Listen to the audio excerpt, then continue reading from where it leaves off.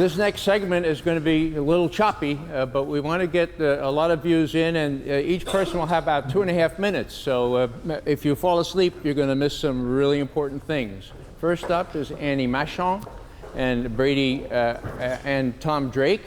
Annie, of course, is from MI6, and Tom Drake is from NSA, whose equivalent, GCHQ, was the place where Catherine Gunn worked.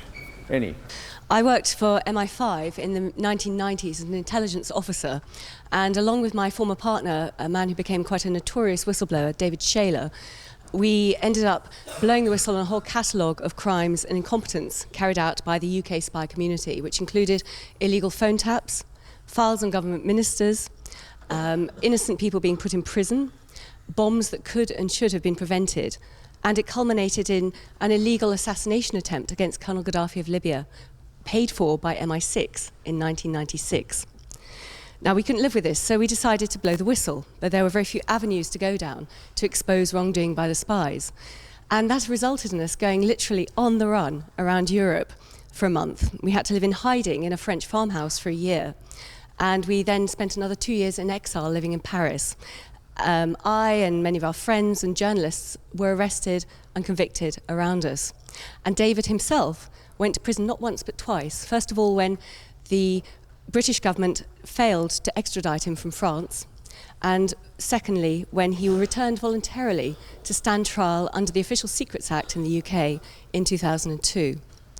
And what I learned over that period was that the British spy community is the least accountable and most legally protected in any Western notional democracy. There is no meaningful oversight. There is something called the Intelligence and Security Committee in Parliament, but the only powers they have are to look at finance, policy, and administration of the spies. They can't investigate crimes or incompetence.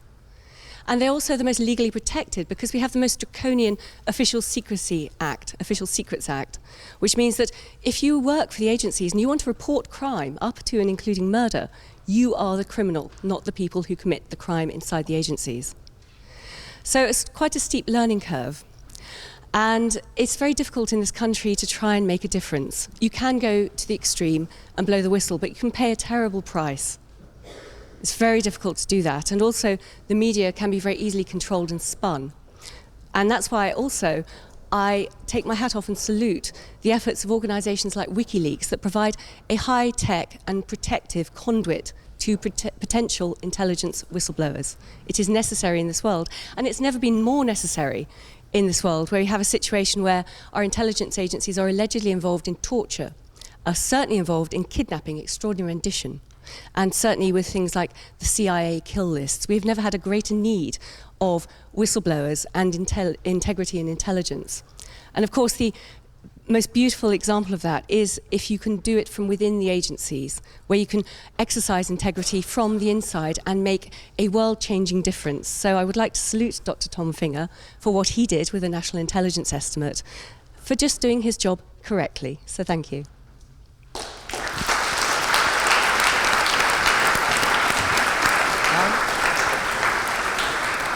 I looked up intelligence in the Oxford English Dictionary. I preferred the archaic form, intelligential, of sound judgment and rationality, as in, quote, the pure intelligential substances require as doth your rationale, from John Milton's Paradise Lost. Yet intelligence without integrity is like an umbrella full of holes, an emperor without clothes, or a tail wagging the dog. When intelligence is employed as an instrument of national power for the purpose of enemizing everything and everyone as an existential threat to national security, then intelligence simply becomes a narrow filter for enabling the ends of policy, justifying the means that leads to pretextual conclusions and decisions having enormous intended and unintended strategic consequences, both at home and abroad. Since 9/11, we are increasingly seeing intelligence establishments value secrecy as primacy over openness, and the mirage of knowing over the transparency of shared information. There are secrets worth keeping and threats worth pursuing, but most secrets are worth knowing in the public interest. without compromising sources and methods. Hiding too much intelligence behind the veil of secrecy often shields intelligence analysts and decision makers from debate and criticism, and enables errors of fact and judgment that too often go unchallenged in order to maintain the status quo worldview. Secret intelligence also functions as a source of power for those who have access, giving the illusion of special knowledge and kept like coins of the realm, often hoarded rather than freely shared, leading to policy failures, misunderstandings of the world, as the information is taken out of context and manipulated for institutional control and self-interest instead of the public interest, and often played out and projected onto the world stage as self-perpetuating militarism, jingoism, and faux national emergencies justifying extrajudicial enabling act executive fiat law. Intelligence is also not an immunity shield to conveniently hide government criminal wrongdoing, incompetence, corruption, illegality, and conduct that the powers that be wish to keep hidden from legitimate public interest, like the illegal U.S. secret warrantless surveillance program that willfully violated the Constitution, or the egregiously unlawful U.S. state-sponsored rendition, detention, and interrogation torture program, or the many billions wasted in boondoggle national security programs, or the falsified and discredited intelligence used to justify the preemptive invasion of Iraq, all reflecting the very conduct of secret government that it's clearly in the public interest to expose and disclose through the integrity of truth tellers and whistleblowers within official channels and in the free press. As I experienced speaking truth to power about government wrongdoing and secret illegal surveillance after 9/11 was turned into treason, including critical material intelligence discovered and shared with congressional investigators that could have prevented 9/11, as well as the incalculable loss of intelligence because the very best of American ingenuity and innovation was never given a chance, and exercising my rights under the First Amendment of the Constitution becoming a criminal act in the eyes of the government and becoming marked as an enemy of the state, facing many decades in prison. And yet truth is often a discomforting reality in an environment of deceit, cover-up, and lies. But it is still the truth, however inconvenient, and it is the truth that sets intelligence free. And so here we are to honor the integrity of intelligence as exemplified by Thomas Fingar and the courage he showed in standing firm with the objective facts without skewing them to fit the desired intelligence preferred, or the convenience of political pressures, or the unilateral prerogatives of power for its own ends. Now we'll hear from Foreign Service officers Ann Wright and Brady Heasling.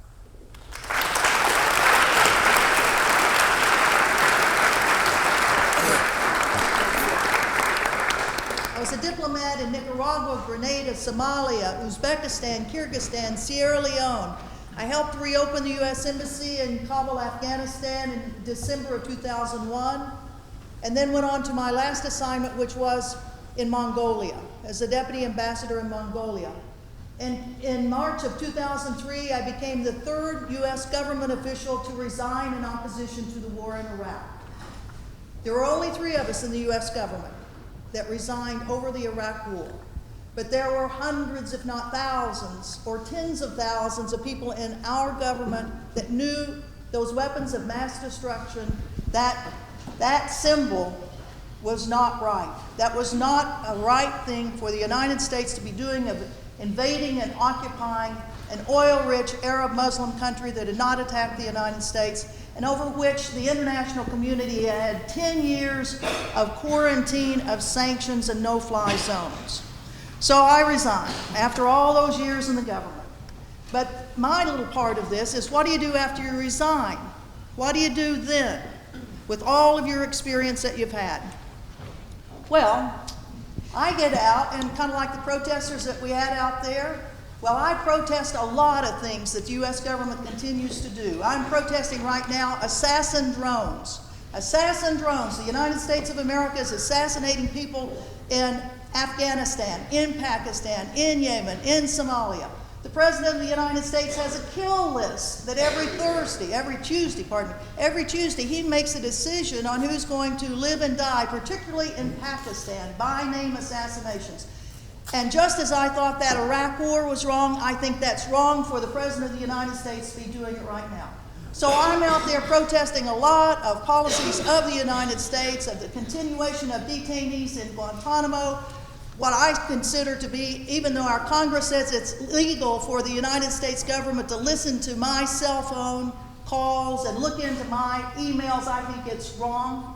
I think those drones are wrong. There's a lot of stuff that I think we as citizens, and now that I am a citizen and not a government employee, I'm out there with, I hope you all, as you challenge your government when you think it's doing wrong. I applaud so much Tom Finger for the courage to stay within the system, to keep trying to get the system to right itself. But there is a reason that dissent is there, and that we sometimes have to go outside the system to affect change in our own countries. Thank you.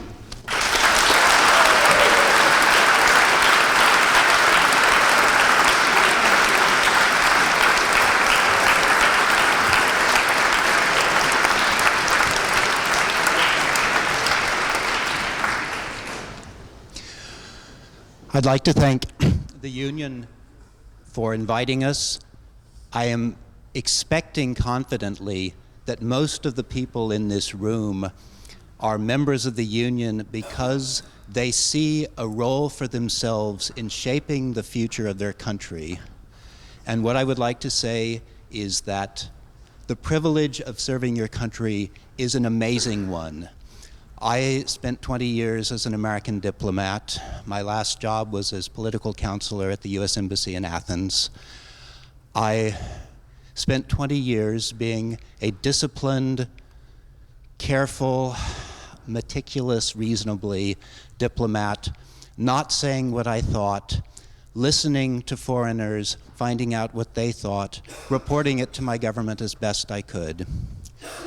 In the fall of 2002, when it became clear that the Iraq War was going to happen, and it was also clear to me from everything I knew about human nature after 20 years that that war would be a disaster, that the justification for it was not adequate to legitimize the war in the eyes of our allies, that we would not have the skills or the legitimacy to democratize that country.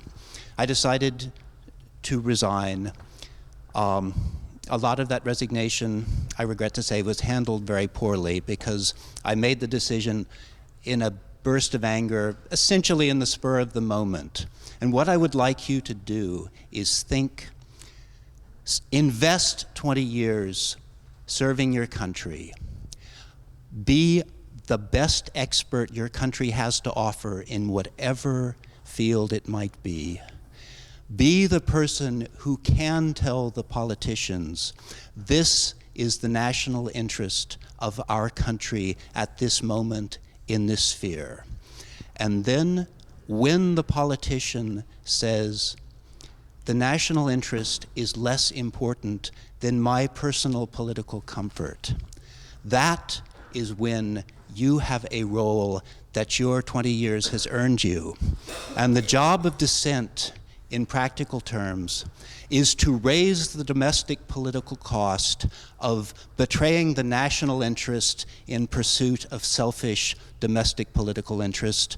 And the way you do that most effectively is by remembering that you are not alone, that your expertise has won you friends in the system, has won you respect in the system. You can reach out to others. You can gather information that is useful to make your case, that you build your case in the knowledge that you are kissing your career goodbye, but when you leave, you do it with dignity, with integrity, with as much respect for your own country's laws as your country's government allows you to have. And then when you do it, even though you will probably not be able to avert something like the Iraq War, at least you will know that you have made the best decision you've ever made in your life, and you are still proud of that. Thank you very much.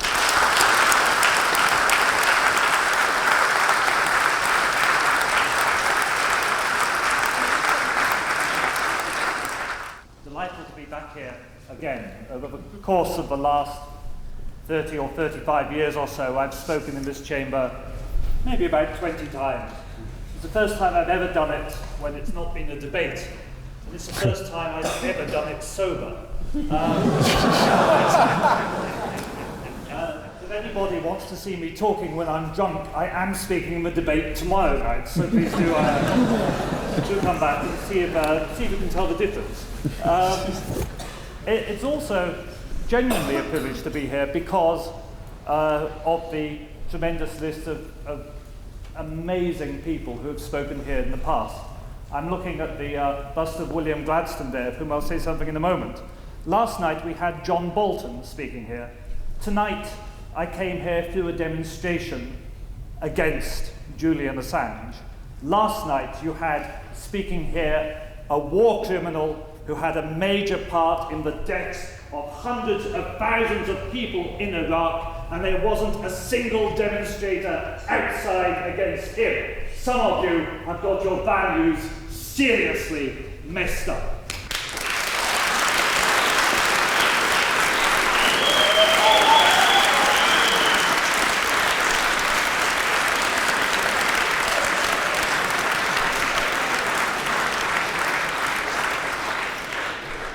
I resigned from the British Foreign Office, in which I was an ambassador, because I came across the torture of people to get so-called intelligence, and I came across extraordinary rendition.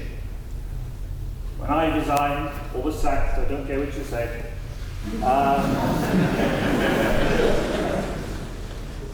I was proud that I had done the right thing. I had lost my career, I'd lost everything I'd worked for my whole life, but I could sleep at night. I knew that the intelligence got from torture was untrue, because you don't get the truth from torture. Forget these stupid films about Bin Laden, forget 24, forget Hollywood. The vast majority of people tortured for intelligence are completely innocent.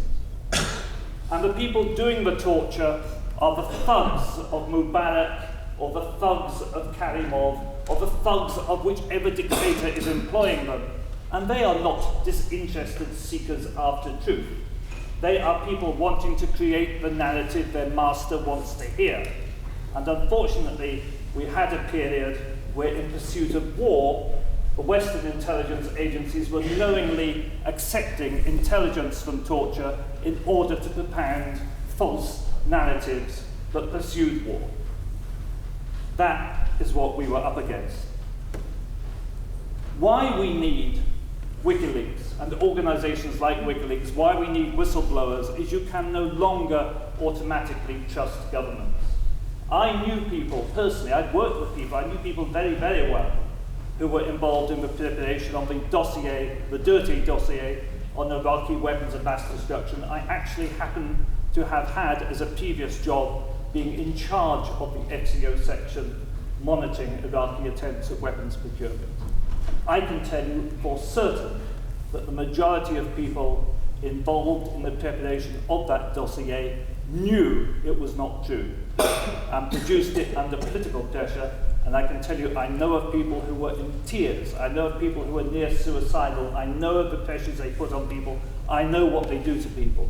When I came out and blew the whistle on extraordinary rendition and torture, I was accused of sexual allegations. I was accused of blackmailing visa applicants into sex, which is rape, in another word. I was not guilty. I was not guilty. It took me years to clear my name, and it was the most appalling thing that can happen to you. And anybody who believes governments do not do that kind of thing to whistleblowers is naive. Let me tell you something more. The other reason we need organizations like WikiLeaks is that the space of debate has narrowed because the mainstream media no longer allows a wide area of debate. I said I would come back to Gladstone. His bust is there. While he was leader of the opposition in the 1880 general election, the Third Afghan War was in progress, and Gladstone, in his Midlothian campaign, made a speech in which he said, "Our troops have driven the wives and children of the Afghans into the snows of winter. If they resist, would you not do the same? It is no longer politically conceivable that any leader of the opposition in the United Kingdom would say of people fighting against British troops, if they resist, would you not do the same? Can you imagine if any mainstream British politician said that those fighting British troops in Afghanistan might have some right on their side as we had invaded their country? Can you imagine the way they would be drowned out by our ultra-nationalist and militarist media which we have nowadays? There is no longer space in our society for the kind of debate that Gladstone used to enjoy. And that servile nationalist role played by the media is a reason why we need to fight back using alternative media. One thing people always recall about WikiLeaks is the helicopter footage of the Reuters journalists being killed by an American military unit. One aspect people forget is that the families of those journalists had been told for years by the Pentagon that the Pentagon had no information on what had happened. That lying to grieving parents in order to protect criminal behaviour is an example, just one example, of the kind of cruelty of government behaviour that makes whistleblowing necessary. WikiLeaks exposed reporting on the corruption, very good American diplomatic reporting, on the corruption in Tunisia, which helped spark the Arab Revolution. WikiLeaks revealed to the people of Yemen that their president had deliberately agreed with the Americans to put out that American bombing and drone raids were in fact terrorist suicide bombs. I could go on and on with so much information that WikiLeaks has given, that has enriched the world, made the world a better place. If we could always trust governments, we would not need WikiLeaks. But we can't, and we do.